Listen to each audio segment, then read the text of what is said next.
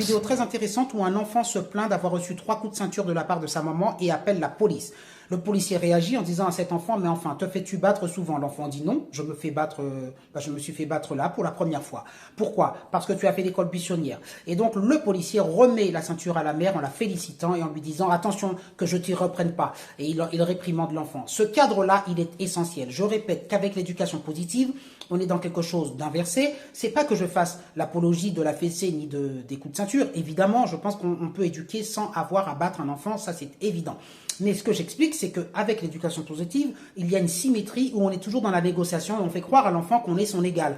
L'égal, l'enfant n'est pas votre égal. Et ceci est très dangereux, je le vois tous les jours dans mon cabinet en tant que psychologue, des enfants qui viennent et qui parlent très mal à leurs parents et leurs parents sont dans une symétrie avec eux en essayant de se débattre. Non, pas besoin de se débattre avec un enfant, il fait, vous donnez des ordres, il exécute.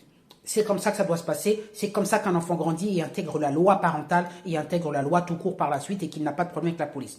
Pour revenir à la vidéo que vous allez voir, très important de dire que le policier fait bien, me semble-t-il, de remettre la ceinture à la mère en la félicitant, mais c'est pas qu'il encourage la fessée. Je veux vous dire, quand vous en arrivez à la fessée ou au coup de ceinture, c'est parce que vous êtes déjà débordé et qu'il y a déjà quelque chose qui n'a pas été, vous n'avez pas supposé le cadre. Alors cette mère dans la vidéo, c'est une mère célibataire, enfin elle est présentée comme telle, et manifestement, elle a peut-être été débordée, elle n'a pas supposé un certain cadre. Mais j'insiste, si depuis tout petit, vous savez poser un cadre à votre enfant et que vous savez être non pas dans la négociation de l'éducation positive, mais dans une loi qui tombe et que vous posez sans négociation et sans discussion, eh bien je vous promets que vous n'aurez pas à donner la fessée.